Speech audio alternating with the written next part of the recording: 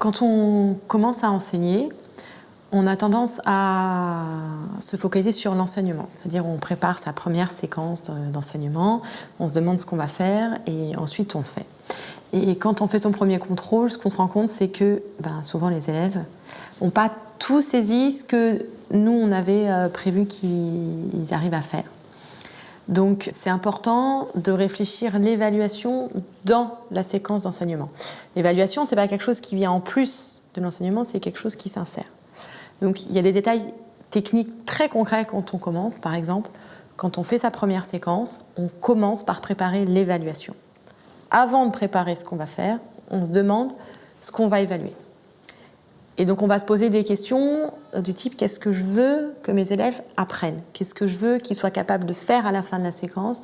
Comment je vais vérifier qu'ils sachent faire ça ?» Et ensuite seulement, on va réfléchir à comment je vais enseigner ça, comment je vais faire passer aux élèves. Ce qu'il faut voir aussi, c'est que l'évaluation, ça n'arrive pas en fin de séquence. C'est pas j'enseigne quelque chose, j'évalue, je passe à autre chose. Pourquoi ? Parce que si on fait ça, quand on évalue, tous les élèves n'ont pas tout compris. Qu'est-ce qu'on fait ? À ce moment-là, si on a mis ça en fin de séquence, on est obligé de passer à la suite, parce des questions de timing dans le programme. Et donc, ça veut dire qu'on laisse une partie des élèves sur le carreau, voire avec des lacunes pour la séquence d'après. Et ça, c'est difficile à gérer au mesure de l'année. Donc, l'évaluation ne se situe pas à la fin.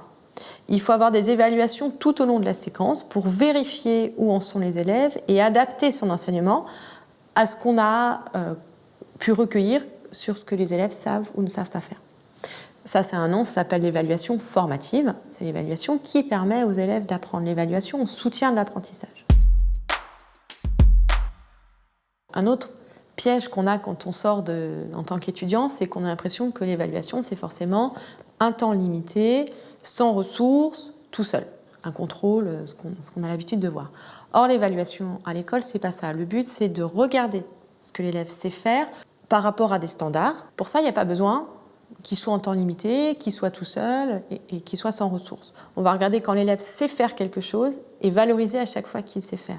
L'erreur n'est pas vue en tant qu'un manquement à l'idéal, mais en vue de quelque chose qui va lui permettre plus tard d'atteindre ce qu'il sait faire. Le plus important quand on démarre, c'est vraiment de déconstruire la vision qu'on a de l'évaluation.